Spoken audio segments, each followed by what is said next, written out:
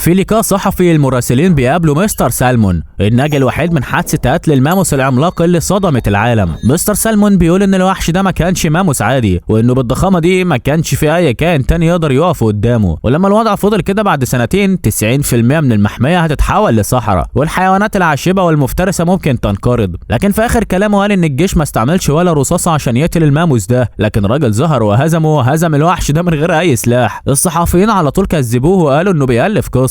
سالمون مش بيرد عليهم وبيمشي من غير ما يقول كلمة واحدة. لما بيرجع البيت العزاء الوحيد ليه هو ابنه. الولد لسه مصدق كلام ابوه بالكامل. سالمون بيقعد يحكي لابنه كل اللي شافه عن الراجل اللي هزم الماموس العملاق. في نفس الوقت ابن الراجل ده كان بيصطاد فرس النبي علشان يتمرن عليه. في الصبح ولد بسبب تحدي صاحبه بيدخل المدرسة الثانوية لوحده، وهدفه انه يتحدى اقوى واحد في المدرسة. الولد الخايف بيدخل، وأول ما بيشوف الثلاثة المتنمرين بيكشر وبيطلع سكينة من جيبه وبيتحداهم في قتال. الثلاثة بيضحكوا عليه بسخرية، لكن الولد بيقلب وشه بجدية وبيقول لهم انه عاوز يقابل اقوى واحد في المدرسة. ساعتها الثلاثة بياخدوا الموضوع بجدية، وبعد ما خرج من المدرسة المتنمرين اللي كانوا مستنينه بيسألوه لو خلص الموضوع. الولد بيقول ان الثلاثة طلبوا منه يقابل اقوى واحد عند نهر تاما الليلة، لو كسر وعده هيبقى عندهم مشكلة كبيرة. فالعيال راحوا عند نهر تاما، وبالليل اقوى راجل ظهر وطلع ده باكي. باكي بدأ يقرب بهدوء، والولد طلع السكينة برضه، بس تحت ضغط باكي الساحق الولد حس انه اصغر بكتير من اللي كان متخيله. لكن اول ما باكي شال الجاكيت وكشف عن عضلاته الفولاذيه الولد اتفاجئ.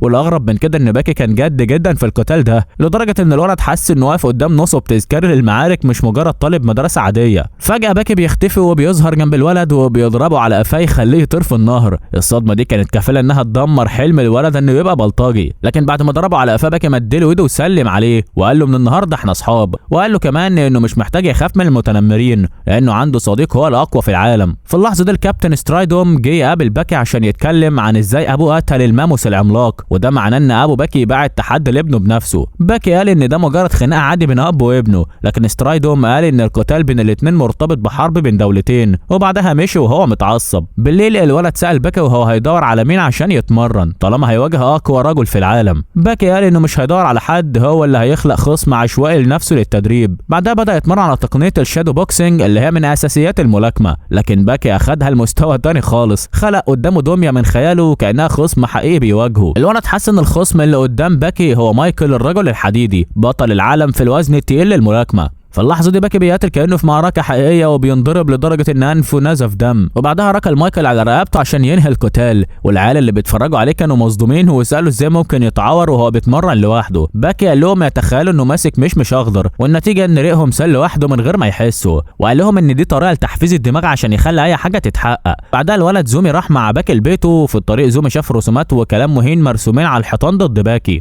دول ناس ما قدروش يهزموه فبيفرغوا غضبهم بالحركات دي. وفي اخر الشارع كان بيت باكي. بعد ما رجع البيت باكي بدأ يتمدد علشان يجهز جسمه للتمرين الليلي، وقال ان الخصم المناسب ليه الليله مستني تحت في القابو. باكي وزومي نزلوا القابو، وباكي قال ان الخصم اللي قدامه اقوى من الدب والنمر والاسد وحتى الماموس نفسه. وبمجرد ما خلص كلامه باكي طار وارتطم في الحيطه. وزومي اكتشف ان الخصم المره دي هو فرس النبي اللي في صندوق زجاجي. باكي مقتنع ان الحشرات هي الافضل في القتال الفردي. بالنسبه للقوه الجعران العادي يقدر يشيل وزن اضعاف حجمه، يعني كأن زومي شايل واحد وزنه 200 كيلو من بيته للمدرسة. وقوة نط البرغوث زي واحد بيقفز فوق 10 أدوار. اما فرس النبي فهو محارب محترف ومفيش كائن زيه في القتال. باكي قرر يتخيل خصمه كانه فرس نبي وزنه 100 كيلو. بدا القتال وباكي انطلق للهجوم، لكنه اترمى للخلف من قوه الضربه. الفرس النبي اللي قدامه بدا يكبر اكتر واكتر، والمعركه ابتدت بجد. دلوقتي باكي متكتف من قبلات فرس النبي ومش قادر يتحرك. الفرس النبي رماه في الحيطه، وفي اللحظه دي زومي بدا يشوف خيال باكي بيقاتل، وفعلا شاف الفرس النبي العملاق قدام عينه. باكي قفز علشان يخنق فرس النبي، لكن فجاه حرك مخالبه وسحب باكي لقدام. باكي ركله في وشه عشان يفلت، وبعدها جري للهجوم. لكن لما حاول يكسر مخالبه فرس النبي طيره لقدامه وخبط راسه في الترابيزه. ورغم كده باكي ما وقفش وكمل القتال.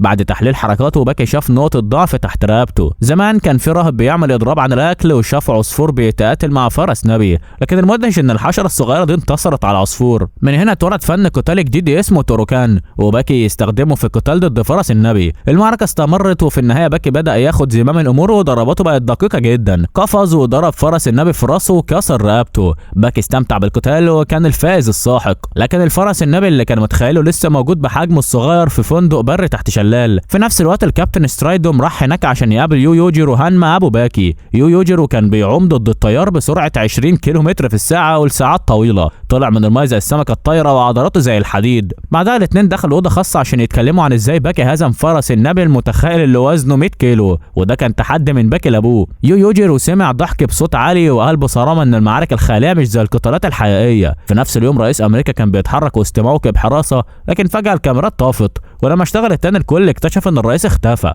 كاميرات العربيات اظهرت ان الخاطف كان اسيوي وسحب الرئيس لجوه مطعم، والخاطف ده كان باكي. باكي خطف الرئيس عشان يطلب منه طلب واحد بس، يدخله سجن ولاية اريزونا في امريكا، لانه عارف ان بيسكت اوليفا الوحش العضلي محبوس هناك. لو الرئيس رفض باكي هيقتله فورا. الرئيس خاف ووافق، بعدها اتصل بالحرس الشخصي. بعد ما ظهر باكي في المحكمة اتحكم عليه انه يتحبس في سجن اريزونا اللي بيعتبر اكتر سجن فيه حراسة مشددة في امريكا. السجناء اللي فيه كلهم عضلاتهم قوية جدا. بعد ما عدى على كل التفتيشات اخدوه لمكتب مدير السجن علشان يتكلم معاه. بعدها ودوه اوضه اوليفا، والمفاجاه ان جوه السجن في اوضه فخمه جدا مليانه خمور غاليه وكلها بتاعه اوليفا. الراجل عايش في السجن وكانه في فندق 5 نجوم. اثناء الكلام باكي كان متحمس يهجم على اوليفا، بس اوليفا ما كانش مهتم، وده خلى باكي يستغرب. اوليفا قال له انه هيخليه يقعد مع تاني اقوى سجين في السجن. بعد ما رجع باكي لزنزانته لقى نفسه محبوس مع الرجل الحديدي مايكل. في الاول افتكر ان هو تاني اقوى واحد، لكن الحقيقه انه حتى مش من ال10 الاوائل. المفاجاه الاكبر لما شاف راجل طويل اكتر من مترين نايم على السرير اللي جنبه.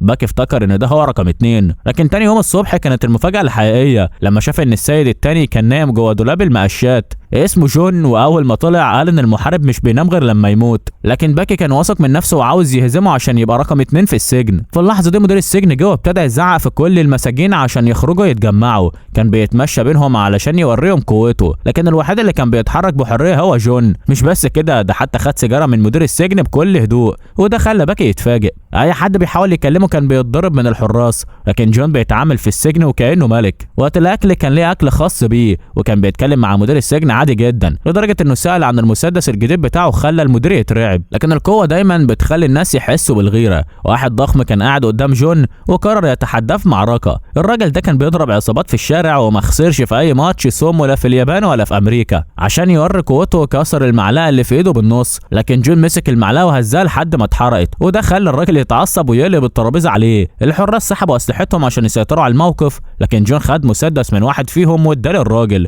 وتحداه انه يضربه في راسه. قبل ما الراجل يضغط على الزناد، جون فجأة ركله في منطقته الحساسة وخلاه يتلوى من الألم. الراجل ما كانش راضي عن أسلوب القتال ده، فجون وافق يتبارى معاه في ماتش سومو. اتحركوا لقاعة الرياضة وابتدوا القتال. الحراس كانوا واقفين يتفرجوا عشان يتدخلوا لو حصلت مشكلة. جون هجم بسرعة وفضل ماسك الراجل عشان ما يقدرش يشيله. بعدين ضربوا على ودنه وده خلى توازنه يختل تماما. استخدم شعره عشان يهاجم ودن الراجل ويفقد السيطرة. الراجل وقع على الأرض فورا. حاول يقوم يكمل القتال لكن كان خسران بالفعل. جون خد سيجارته وخرج، وبعدها الحراس نفذوا حكم الإعدام على الراجل. جون أول ما خرج لقى باكي مستنيه، وهم بيتكلموا الحارس جه علشان ياخد باكي، بس باكي مسك العصا الحديد بتاعة الحارس ولفها زي ما جون عمل بالمعلقة، وده معناه انه بيعلن التحدي للسيد التاني. بعدها اتربط من صوابعه واتحبس لوحده في اوضه معزوله. بالليل الراجل العجوز اللي في السجن جاب لباكي عيش وشوربه سرا، وقعد يحكي له قصه جون. طلع ان جون كان رئيس جزيره صغيره في امريكا الجنوبيه عدد سكانها 20,000 شخص، وكان قرصان بيسرق السفن الفاخره، لكن لما لقى ان الجزيره فقيره جدا ومحرومه من كل حاجه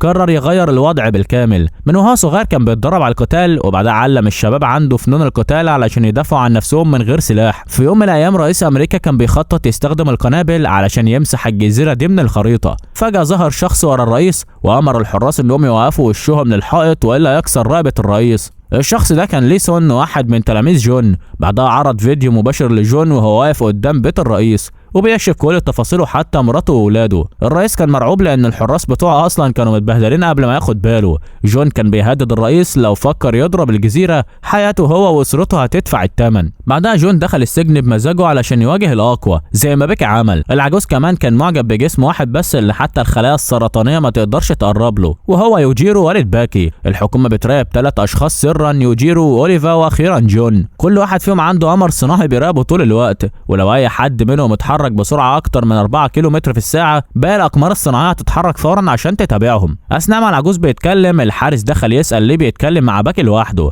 لما العجوز كان بيشرح مدير السجن فجاه مسك صوابعه وبدا يكسرها، وكان هيمسك سنانه يكسرها كمان، بس باكي ركله الطاقيه بتاعته وقال له ان تعذيب العجوز مش هيخلي شعره يطول. المدير اتعصب وقرر يضرب باكي، لكن باكي ركله في رقبته وخلاه يطير في الطرقه. المدير ما استسلمش وحاول يهجم على باكي بعصايه حديد، لكن باكي ركله تاني فوقع من فوق. باكي جري بسرعه ومسكه قبل ما يقع رغم ان صوابعه كانت بتنزل دم. جون قال له يسيبه يقع بس باكي شده لفوق. بعد الحادثه دي المدير بقى عنده نظره مختلفه عن باكي. تاني يوم كان في شغل في تمهيد الطرق، وبفضل جسم باكي القوي كان سابق كل السجناء. وقت الغداء قعد مع مايكل واتكلم معاه. مايكل قال انه لما يخرج من السجن ناوي يرجع لحلبة الملاكمة الاحترافية وعاوز يكسب البطولة علشان يثبت قوته. في الوقت ده مدير السجن الكبير كان بيقبل رشوة من حد، وكان عاوز يتخلص من مايكل علشان ما يقدرش يرجع للملاكمة تاني. الحراس كانوا خايفين لانهم عارفين ان السجناء الاقوياء مش هيقبلوا يساعدوهم في الموضوع ده، لكن المدير الكبير كان مجهز 3 جنود خاصين جدا. ال3 دول معروفين بانهم فريق مثالي، لما بيقاتلوا مع بعض تنسيقهم بيبقى زي الاسنان واللسان والشفتين في الفم. الفريق ده دخل السجن واستدعوا مايكل علشان يتكلموا معاه. اول ما شافوه حسبوه اقوى من الشخص العادي ب2 و3 مره بس، وافتكروا انه مش خطير قوي. بعدها ال3 اتحركوا في زوايا مختلفه وبداوا الهجوم. مايكل جري ورا واحد فيهم بس ده استهلك طاقته اكتر، فبقى بيتهاجم من ال3 بشكل مستمر. مايكل فهم انه مش قد ال3 فراح ناحيه الركن عشان يقلل مجال هجومهم وكمان يحمي ظهره، بس اول ما خد وضعيه القتال ال3 استخدموا الملاكمه ضده وبدا الخوف يسيطر عليه. بعدها هجموا عليه مع بعض وانهالوا عليه بالضرب،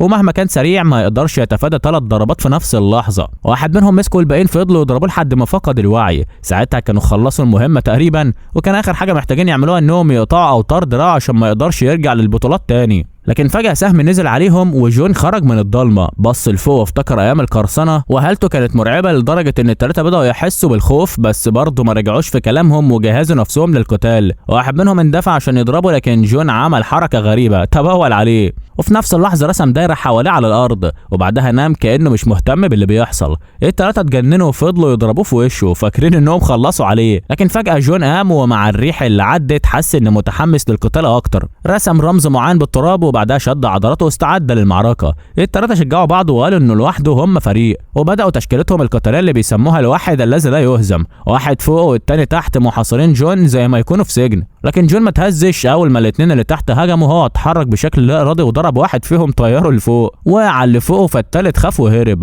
والرابع وقع من فوق لوحده. جون كان في مزاج كويس فقرر يسامحهم وما يموتهمش. مايكل راح يشكره على مساعدته، جون ابتسم وقال له احنا زملاء زنزانه، ده الطبيعي بينا. بعد ما رجعوا الزنزانه مايكل فضل يشكره، لكن باكي كان لسه مصمم على تحدي جون. وفجاه ظهر اوليفر عند الباب، كسر باب الحديد ودخل عشان يكلم جون. قعدوا يتكلموا شويه وطلع ان لهم نفس طريقه التفكير في القتال، لكن اوليفر بيقاتل علشان مراته، ده فاجئ جون. باكي وقف واتريق عليهم وقال ان طريقتهم دي طفوليه، واحد بيقاتل عشان حاجه والتاني عشان مراته، لكن ولا واحد فيهم بيقاتل عشان يثبت انه الاقوى. قبل ما يكمل كلامه الاتنين ضربوه في وشه. بعدها اوليفر طلع فوطه من بلد مراته وشمعها عشان يحس انه قريب منها، بس جون استهزأ بيه وبصق على الفوطه، فجن جنون اوليفر وجري بسرعه عشان ينضفها. بعد الحكايه دي جون اكتشف ان اوليفر عايش مع مراته جوه السجن، وعرف قد ايه هو واقع في حبها. في الوقت ده كان اوليفر رايح يقابل مراته وهو لابس لبس شيك، بس مراته كانت بتحدف عليه حاجات لانها زعلانه منه، ومع ذلك فضل معتذر لها وهو ماسك ورد، ولما سمع منها كلمه حلوه حس كانه كسب الجائزه الكبرى. في الناحيه الثانيه جون كان بيستعد للقتال اللي هيحصل بكره بينه وبين اوليفر. فتح خزانته وقال لتلميذه انه يديه البرطمان ده قبل المعركه لانه في ريح ورعد جواه. اما اوليفر فكان بيتبادل من مراته اللي مش راضيه عنه، لكنه كان فرحان لمجرد انها قالت له كلمه لطيفه. لما بدا القتال جون شرح حكايه البرطمان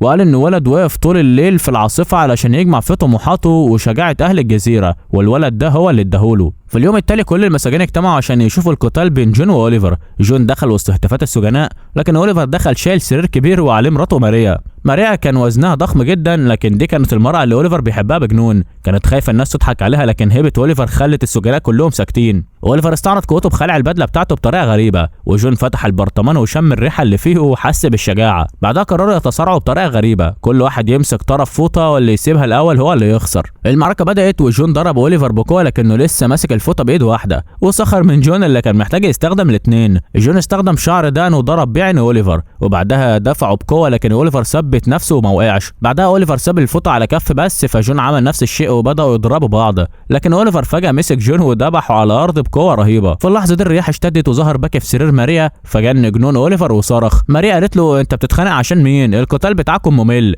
جون استغل الفرصه وركل اوليفر في وشه، وبعدها حاول يسد اذنه وشعره، لكن اوليفر مسك دراعه وضربه ضربه طيرته في الحيطه، وبعدها شكر باكي لانه خلى مراته تتحسن حالتها. لكن القتال ما خلصش وجون بدا ينشد النشيد الوطني لبلده، وبعدها رسم رموز على وشه بالتراب. دخل في حاله قتال قويه وهاجم اوليفر بقوه لكنه ما قدرش ياثر عليه. بعدها اوليفر مسكه من دماغه وضربه بالارض بقوه رهيبه. في نفس الوقت الاقمار الصناعيه خرجت عن مدارها لانها كانت بتراقب يوجيرو اللي كان راكب سياره الحراسه مع الرئيس الامريكي في طريقه للمكتب الرئاسي. اول ما وصلوا الرئيس قدم ليسون ليوجيرو وساله لو يوجيرو هاجمني هتقدر تحميني. يوجيرو حس انه مجرد فقر تجارب وده خلاه يغضب جدا وعاوز يضرب الرئيس. ليسون على طول بيرمي الرئيس بره عشان يحميه، بس يوجيرو اسرع منه بينط وبيمسك الرئيس في الجو وبيقول له ان حساباته معقوله جدا، وبيقول له انه عاوز يقابل المعلم بتاعه. في الوقت ده جون بيكون واقع على الارض بس بيفتكر المعاناه اللي شافها لشعبه، ده بيخليه مش قادر يستسلم ابدا. بيقف تاني وهو بيقول الجمله المشهوره يوم جميل للموت. جون بيقرب من اوليفا من غير ما يحس، وفجاه اوليفا عضلاته بتتوتر، ده معناه ان الماتش خلاص هيخلص. جون مش عاوز يعتمد على العضلات بس، عاوز يستخدم المهارات البشريه المطلقه،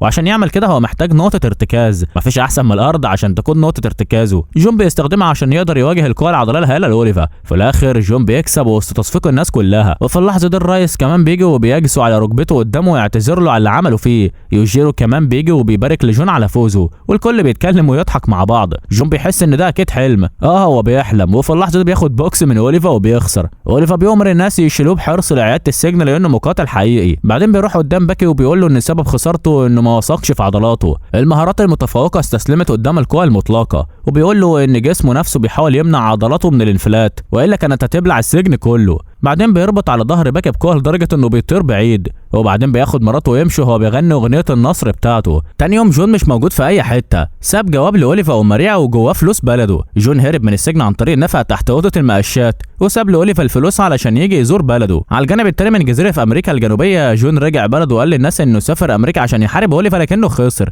بس برضه الناس فرحانين وبيتكلموا معاه كانهم اصحاب، مش زي الرئيس لما بيتكلم مع الناس العاديين. اليوم اللي بعده كالعاده الكل بيتجمع في الساحه للتفتيش الصباحي، لكن المره دي باكي بيوقع الحراس وبيمشي بكل هدوء. هو عاوز يكون السيد الثاني ويعلن الحرب على اوليفا. باكي بينط بيتفادى الرصاص وبيجري بسرعه ناحيه باب السجن الرئيسي، بس اول ما بيخرج بيلاقي نفسه محاصر من رئيس السجن وفريق القناصه بتاعه، بس برضه عنده ثقه انه يقدر يخرج، في حين ان رئيس السجن واثق انه مش هيعرف. رئيس السجن بيأمر رجالته يحيطوا بباكي، لكن فجاه النظاره الشمس بتاعته بتتكسر، والسبب باكي كسرها من غير ما حد يحس وهو بيقرب منه، وده صدمه كبيره ليه. بعدين باكي بيوريهم ازرار الجاكيتات بتاعه القناصه كلها متاخده من عند الصدر واضعف نقطه في الجسم، وده معناه ان باكي في اللحظات اللي فاتت هزم كل القناصه اللي واقفين حواليه، وبكل ثقه بيقول لهم انه لو محدش ضربه ضربه قاتله دلوقتي هيكمل قتال لحد ما قلبه يقف، وهيقدر على الاقل يقتل 2 منهم قبل ما يقع. الكلام ده بيخلي القناصه مرعوبين، ودلوقتي هم الرهائن مش باكي. باكي بيوم رئيس السجن يمسكه من كتفه ويمشي بيه بره البوابه الرئيسيه، وبمجرد ما بيخرجوا بيعلن ان اللعبه انتهت.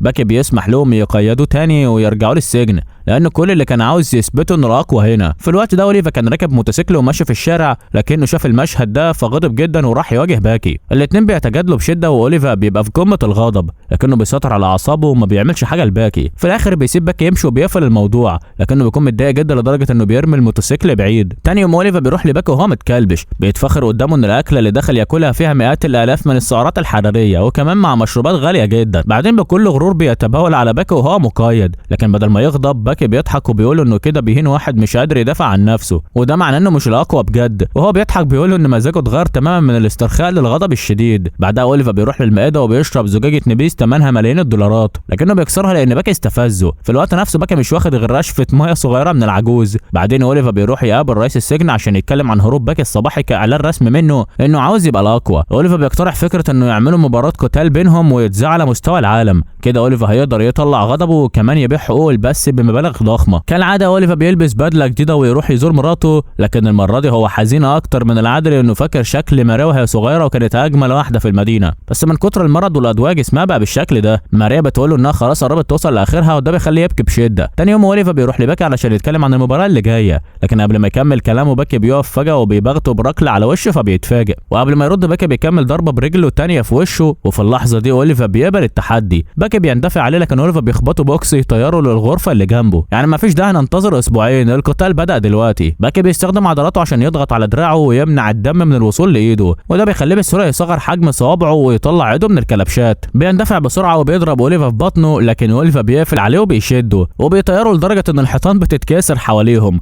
اوليفا بيمسك رجله ودراعه وبيفضل يلففه زي المنشفه ويرميه بعيد، وبيخبطه في كل الغرف اللي حواليهم. وقبل ما باكي يستوعب اللي بيحصل بيتضرب بوكس تاني يطيره بره المبنى ويوقعه على الارض، وبكده بيخلص المسلسل.